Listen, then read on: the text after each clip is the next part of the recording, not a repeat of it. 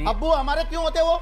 अरे सऊदी आपके अब्बू होंगे, हिंदुस्तान के मुसलमानों के अब्बू नहीं है वो, आपके अब्बू हो सकते हैं। ये मेरी डॉगी है ब्लैकी, कि उसके बयान की इज्जत इस कुत्ते के भौंकने से भी कम है। ये देखो, ये जो आज हिजाब पहन रखा है, ये जुल्फे लहरा रही हैं। शैतान, शैतान लानत हो तुम पे। देखो जो इंडिया के अंदर मुसलमानों को जिंदा रहने के लिए क्या क्या जतन करने पड़ते हैं, केले के पत्ते, फूलों को ले। अरे आप सलमान मर्द की 4 शादी 3 शादी का समर्थन करती है नहीं कर? हंसने से आप क्या पर्सनल मुल्क में जो रहा है वो इस मुल्क के इतिहास के साथ जुड़ा है। हेलो दोस्तों, जय श्री राम। दोस्तों आज की वीडियो डिबेट होने वाली है, डॉक्टर रिजवान अहमद के ऊपर है। वीडियो को अंत तक जरूर देखना, वीडियो में बहुत मज़ा आने वाला है। चलो तो वीडियो करते हैं स्टार्ट, और चैनल पर नए हैं तो चैनल को सब्सक्राइब कर ले। जय हिंद, वंदे मातरम। अब तो ये जो है ना, जो इनके अब्बू हुआ करते थे, अब्बू से मतलब समझ रहे हैं आप, सन 70 सन 60 के बाद हिंदुस्तान में कोई ऐसी बड़ी मस्जिद नहीं बनी, कोई ऐसा इदारा नहीं बना, कोई ऐसा इस्लामिक फाउंडेशन नहीं बना, कोई ऐसा मरकज नहीं बना, कोई ऐसा मुसाफिर खाना नहीं बना जहां पैसा इनके अब्बू ने ना भेजा हो, यानी सऊदी अरेबिया ने। ये सब वहीं जाके ज़कात लेके आते हैं। आपके अब्बू कौन है? एक मौलाना 12 हज करता है। शब्द वापस लेने पड़ेंगे। और वो इतने बड़े तुम्हारे अब्बू हैं, और वो इतने बड़े अब्बू हैं कि तुम उनके इजाजत के बिना हज तक नहीं कर सकते अगर वो तुम्हें वीजा ना दें। इतने बड़े वो तुम्हारे अब्बू हैं। आई बात समझ में? उनकी ज़कात पर पले हो, उनकी ज़कात पर पले हो। अब्बू हमारे क्यों होते वो? अरे सऊदी आपके अब्बू होंगे, हिंदुस्तान के मुसलमानों के अब्बू नहीं है वो, आपके अब्बू हो सकते हैं वो रिजवान साहब। और आप जो हंसकर और ये बातें करते हैं ना, अब संजीदा ही नहीं है आप डिबेट में। पता नहीं आपको क्यों बुलाते हैं लोग। आपका नाम लिया? नहीं, आपका नाम लिया? नहीं तो मुसलमानों के कैसे के बाप हो सकते हैं वो? सऊदी अरब से हमारा क्या ताल्लुक है? हम हिंदुस्तान में रहते हैं, हिंदुस्तान के कानून को मानते हैं, देश के संविधान को मानते हैं। ये कौन होते हैं हमारे अब्बू बताने वाले? अब्बू इनके होंगे वो। आपका तो नाम नहीं लिया उन्होंने। आपका नाम लिया हाजी? मुसलमानों का नाम लिया, आपका नाम सारे मुसलमानों का नाम लिया। मस्जिदों में पैसे की बात बताई। अरे कोई पैसा सऊदी अरब से मुसलमान नहीं लेता यहाँ पे। हाजी मेहरुद्दीन आगे बढ़ने दीजिए, डिबेट मत स्पॉइल करिए। नहीं, शांत रहिए, मैं आपका नाम लूंगा तब आप बोलेंगे। बस आप शांत रहिए। हाजी मेहरुद्दीन बस हो गया शांत। मैं आपका नाम लूंगा तब बोलेंगे आप। जब मैं आपका नाम लूंगा तब बोलेंगे आप। अरे गलत सही मैं तय करूंगा, अपनी तय करेंगे, अपनी बात अपनी टर्न। यानी कि आप नहीं, आपको कोई नहीं बोलने देगा, फिर आपको कोई नहीं बोलने देगा। अरे आप कौन होते हैं तय करने वाले? ठेका ले रखा है क्या धर्म का? क्या ठेका ले रखा है क्या धर्म का? हमने ले रखा है ठेका हमने। आपने धर्म का ठेका ले रखा है? ये कहां से टेंडर, ये टेंडर कहां निकला था? अब आगे सुनिए। कितना हिस्सा वहां जाता है? अरे इसको बंद करवाओ।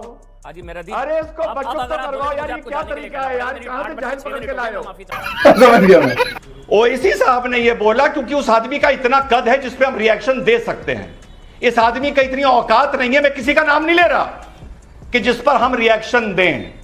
ओवैसी साहब ने बोला प्राइवेट स्कूलों का सर्वे करो। ओवैसी साहब ने बोला आरएसएस के स्कूलों का सर्वे करो। वाह वाह वाह वाह। तो रुको जरा, सबर करो। अब क्यों हंस रहे हो भाई? आपका नाम थोड़ी लिया भाई। रिजवान भाई आप अपनी बात बोलने दो। रिजवान भाई आप अपनी बात करें। आपकी बात का गलत मतलब क्यों निकालना है? इसलिए कि मैं कुत्ते को भौंकता हुआ देख रहा हूँ। जी इसलिए आप क्यों मतलब निकाल रहे हैं? अब आप साजिद रशीदी, आप गलत जा रहे हैं। आप उन्होंने आपको तो कुत्ता नहीं कहा। नहीं, आप गलत बात है। आपने कहा कि जूते चप्पल से स्वागत करो, फिर पलट गए, इसका मतलब मारना नहीं। मैंने रिजवान का नाम, अब आप कह रहे हैं मैं कुत्ते को सुन रहा हूं बोलता हुआ इसलिए हंस रहा हूं, फिर आप पलट रहे हैं। तीसरी बार में सर, फिर इस पैनल में जो मर्यादा लांघेगा और आपको जो बोलेगा, फिर उसकी जिम्मेदारी मेरी नहीं होगी, मैं पहले बता दे रहा हूं। रिजवान जी अपनी बात पूरी कीजिए। आपके पास, अगर मेरे पास भी उस बात का जवाब नहीं है कि जूते चप्पल से स्वागत करने का मतलब कौन सी डिक्शनरी में ये लिखा है कि हम जूते मारने की बात कर रहे हैं। कुछ लोगों के बयान ऐसे होते हैं जिस पर रिएक्शन देने से बेहतर, अब यहां भी मैं किसी का नाम नहीं ले रहा, जिन पर रिएक्शन देने से बेहतर, ये मेरी डॉगी है ब्लैकी, इसके भौंकने पर मैं रिएक्शन भले दे दूं, उनके बयान पर नहीं दूंगा। ब्लैकी नाम है इसका। रिजवान भाई ये गलत किसी का नाम नहीं ले रहा। नहीं रिजवान भाई ये गलत बात, मतलब निकाल रहा है। नहीं मैंने उनको गेस्ट बुलाया, अब आप उनकी बेइज्जती कर रहे हैं। नहीं, आप कैसे कर रहे हैं? बेइज्जती कर रहे हैं आप? कैसे कर रहे हैं? आपने मतलब कैसे निकाल लिया? आपने मतलब कैसे निकाल लिया कि हम बेइज्जती कर रहे हैं?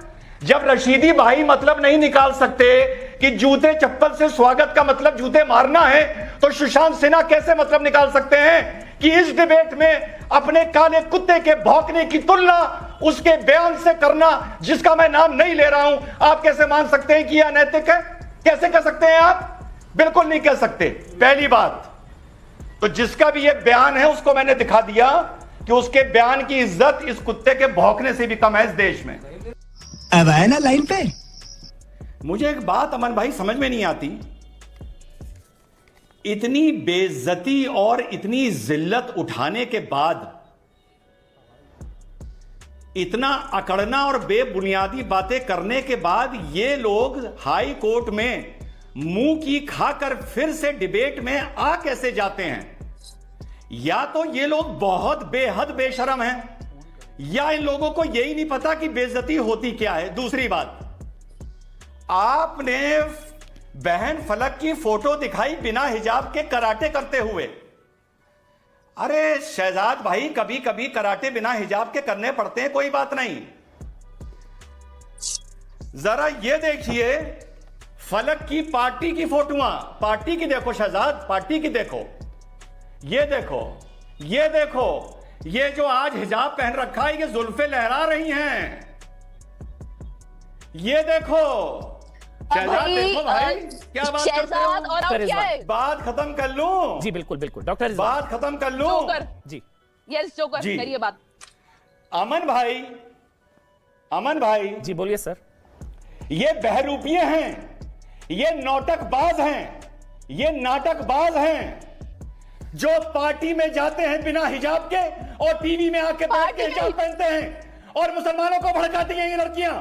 ये नाटकबाज हैं। कितने बार क्लियर करना चाहिए? कितने बार क्लियर करूं? समझ नहीं आता। दिमाग में खाते हो, घास खाते हो क्या? बार बार कोई असल मुद्दे पे बात करो ना भाई। मैं बहुत बार जो बोल चुकी हूँ नेशनल मीडिया पे, मैं पहले हिजाब नहीं करती थी, अब करती हूँ। आप हंस लो, रावण दिख रहे हो, आप जोकर दिख रहे हो, जोकर जोकर। मैं पहले नहीं पहनती थी, अब पहनती हूँ। मैंने कराटे नहीं छोड़ा, मैं आगे भी देश को रिप्रेजेंट करूंगी, देश के लिए जीतूंगी, पूरी कोशिश करूंगी जीतने के लिए। और बदतमीज आदमी, रावण रावण, बदतमीज, शैतान शैतान, लानत हो तुम पर। देखो जोकर हंसता है, जोकर की तरह पागल। देखिए एक मिनट, ये बढ़िया था गुरु। देखिए अमीश भाई, मुझे आज आपकी एक बात समझ नहीं आ रही है, बुरा ना मानिएगा। मुझे लगता है जैसे आपके सीने में दिल ही नहीं है, आप बेदिल इंसान हैं। अरे साहब, 70 साल से एक आदमी कश्मीर का ढोल बजा रहा था, उसकी खा रहा था, उसकी पी रहा था, उसकी पहन रहा था। हमारे बेदिल प्रधानमंत्री ने और बेदिल हमारे गृह मंत्री ने 70 सेकंड में उस पर पानी फेर दिया, भूखा मार दिया, कपड़े उतार दिए, नंगा कर दिया। अब क्या वो बोलेंगे नहीं पाकिस्तानी? आपके सीने में दिल ही नहीं है? चीमा, मैं तुम्हारे साथ खड़ा हूं, हिंदुस्तान का मुसलमान। इस दुख की घड़ी में तुम लोग नंगे हो गए हो, नंगे। और तुम्हारे लिए ये लेके आया हूं केले का पत्ता, और इसमें मैंने बना दिए छेद। अपने प्रधानमंत्री से कहो ये केले का पत्ता लपेटे और जाके यूनाइटेड नेशन के बाहर सीढ़ियों पर बैठे।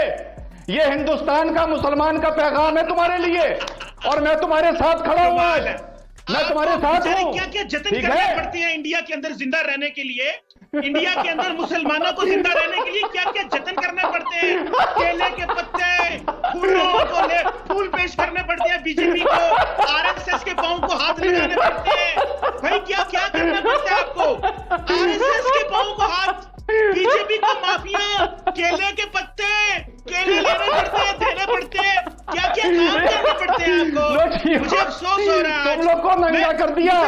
मैं नरेंद्र मोदी की खिलाफत करता हूं। अरे ऐसे कोई किसी को नंगा करता है क्या? अरे ऐसे कोई किसी को नंगा करता है क्या? इमरान खान को केले के पत्ते देंगे, जाके आरएसएस के हाथ जोड़ देंगे, बीजेपी के पांव पड़ देंगे, जो हिंदू आएगा उसके सामने राम राम करेंगे। क्या क्या जतन करने पड़ते हैं मेरे मुसलमानों को? मुझे आपका खौफ नजर आ रहा है। इस खामोश, इस हंसी के पीछे एक खौफ है। उस खौफ को देख रही है दुनिया, वो कश्मीर के अंदर भी देखा जाए। मैं समझ रहा हूँ आपका, चीमा साहब आपका खौफ मैं समझ रहा हूँ। बैठ के इसको लपेटो। अरे अपने प्रधानमंत्री को दो ये केला केला केला, क्या करना पड़ता केले का पत्ता दो प्रधानमंत्री को।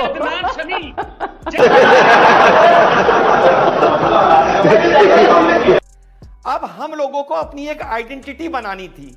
अब जैसे ये कैंपस फ्रंट ऑफ इंडिया है, इसने लड़कियों को यह नहीं सिखाया कि बेटा आप लोगों को कम से कम क्लास में शुरू के टॉप 5 पोजीशन में कम से कम 2 या 3 पोजीशन पर मुसलमान लड़कियां आनी चाहिए।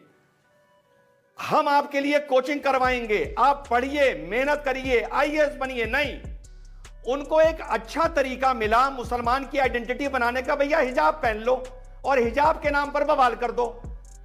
और जैसे इन्होंने सीए में किया था, ये हर बवाल में कुछ ये शेरनियां पैदा कर देते हैं। शेरनियां, आहा, सीए के टाइम पर एक दादी पैदा कर दी थी, वो दादी दादी का हल्ला मचता रहा, अब इन्होंने ये शेरनी पैदा कर दी। जब यही शेरनी, अमीश भाई, यही शेरनी शादी के बाद ये कहेगी कि मैं चाहती हूं कि मेरा शौहर दूसरी शादी ना करे, वो शरिया की गलत बात है, तो ये लोग जो उसको शेरनी बना रहे हैं उसको जूते मारेंगे, जूते। उसको भाजपा का दलाल कहेंगे, दलाल। यास्मीन फारूकी कुछ कहना चाह रही है। एक एनालिसिस की है, ये बार बार कैसे बोल रहे हैं, हर कुछ बोले जा रहे हैं। एक एनालिसिस कीजिए, ऐसा करिए, एक टीम बिठाइए और मालूम करिए कि कितने मुसलमान और मर्दों ने शादी कर ली है 4-4। बात कहाँ की होती है, लेके कहीं जाते हैं। बात हिजाब की है और बात कहीं की कर रहे हैं। जो बात है उस पे, मुद्दे पे बात करिए ना। अच्छा, हिजाब 4 शादियां, 3 शादियां, बात हिजाब की है यहाँ पे, और आप 4 शादियों पे जा रहे हो। मुझे आज से ये एनालिसिस चाहिए कि किस किस मुसलमान आदमी ने 4 शादियां कर रखी हैं। मुझे इसका पूरा डेटा चाहिए। मैंने तो 2 बोला था, आप 4 पे कैसे पहुंच गई? मैंने तो दूसरी बोला था, आप 4 पे कैसे पहुंच गई? बोलने से पहले, अरे मैंने तो दूसरी बोला था, आप 4 पर कैसे पहुंच गई? तो मैं तो 5 पे भी पहुंच जाऊंगी। जाइए, आइए, ऐसा करिए, मेरे यहाँ राजस्थान में आइए, मैं आपको बांसवाड़ा लेके चलती हूँ और तब आपको पता चलेगा कि एक एक आदमी के 6-6 बीवियां हैं। आइए बात करते हैं, जब पूरा दुनिया भर की आप, पर उसके लिए कानून है। अच्छा, आप 2 शादी का समर्थन करती हैं या नहीं करती हैं, बताइए? आप मुसलमान मर्द की 4 शादी का समर्थन करती हैं या नहीं करती हैं, बताइए? अरे आप मुसलमान मर्द की 4 शादी, 3 शादी का समर्थन करती है नहीं करती? नहीं, आपको ऊंचा सुनाई देता है। तो आपने पर्सनल लॉ में इसकी आवाज उठाई, और मुझे वो पर्सनल लॉ में आपने इसकी आवाज उठाई? आप कौन होते हैं? मैं पर्सनल लॉ में आपने इसकी आवाज उठाई? लोग को टारगेट करने वाले हो। बात का जवाब लीजिए, बात का जवाब लीजिए। हंसने से आप क्या पर्सनल लॉ की बात मेरे से क्यों कर रहे हैं? उन लोगों से कीजिए। आप क्या मस्खरे हैं क्या जो हंस रहे हैं? क्या कोई मजाहिया ड्रामा चल रहा है यहाँ पे? आप हम तुम्हारे शजरे की बात करते हैं, तुम शजरा ले जाके मक्का से जोड़ देते हो, शजरा ले जाके मदीने से जोड़ देते हो, कहते हो कि हम ऊंट पे बैठ के हिंदुस्तान आए थे, और आज कह रहे हो कि हमारा अरेबिया से मतलब क्या? हम क्या जाने भाई? वाह, अपने आप को आज तक आधा हिंदुस्तानी मानते हो, आधा अरबी मानते हो, और आज कह रहे हो कि हमारा अरब से मतलब क्या? कैसे नहीं तुम्हारा अरब से मतलब? अगर अरब से मतलब नहीं है तो कहो हमारे पूर्वज हिंदुस्तान के थे, तो कहो हमारे पूर्वज हिंदू थे। बोलो, जवाब दो इस बात का। अरे भाई, तो कैसे जाहिल किस्म के आदमी हैं आप? किस भारतीय ने कभी कहा है कि उनका पूर्वज अरब से था? ये अजमी हैं। अजमी और अरबी में बहुत फर्क है, और हम अजम के लोग हैं, इसी मुल्क में पैदा हुए, और यहीं के उलमा इकराम और औलिया इकराम ने जो है दीन को तबलीग की है। क्या पता है आपके पूर्वज हिंदू थे या नहीं थे? तो आए ना, आपके पूर्वज हिंदू थे या नहीं थे? अरे भाई, हिंदू थे, ये क्या थे? लेकिन अल्लाह ने उनको ईमान की दौलत से नवाजा, और वो शुक्रगुजार हैं कि वो ईमान पे मरे, और वो बगैर ईमान की दुनिया से नहीं गए, उनको हिदायत मिली। पूर्वज थे या नहीं थे? और सुन लो, कृष्ण आपके पूर्वज थे या नहीं थे, बताइए? उनको इस मुल्क राम आपके पूर्वज थे या नहीं थे? दीन के रास्ते पर लाया। राम आपके पूर्वज थे या नहीं थे? भाई, राम आपके पूर्वज थे या नहीं थे, बताइए? अरे भाई, इस मुल्क में जो रहा है वो इस मुल्क के इतिहास के साथ जुड़ा है, इस मुल्क के इतिहास के साथ जुड़ा है। आपके कोई भी भारत का मुसलमान अपने आप को अरबी नहीं कहता है। आपके पूर्वज थे नहीं थे, बताइए? बेवकूफ लोग जो सरकार की दलाली करने के लिए यहाँ पहुंचते हैं, वो मुसलमानों पे राम आपके पूर्वज थे नहीं थे, बताइए? पैदा होते तो मुसलमान ही नहीं हो। देखिए नाम रिजवान अहमद क्यों लिखते हो भाई साहब? अरे तुम जैसे लोगों का मुखौटा उतर गया है, और पूरा देश जानता है कि तुम जैसे लोग मुसलमानों के मुनाफिक हो, उबय बिन खल्फ हो, अल्लाह के नबी सल्लल्लाहु अलैहि वसल्लम के ज़माने में मुनाफिकीन थे। देखिए यहाँ पर उन्होंने माना कि उनके वो नबी थे, लेकिन मैं देखिए आज आपने मान लिया कि आपका अरब से कोई लेना देना नहीं है। ठीक है देखिए मैं रुक करता हूँ मैं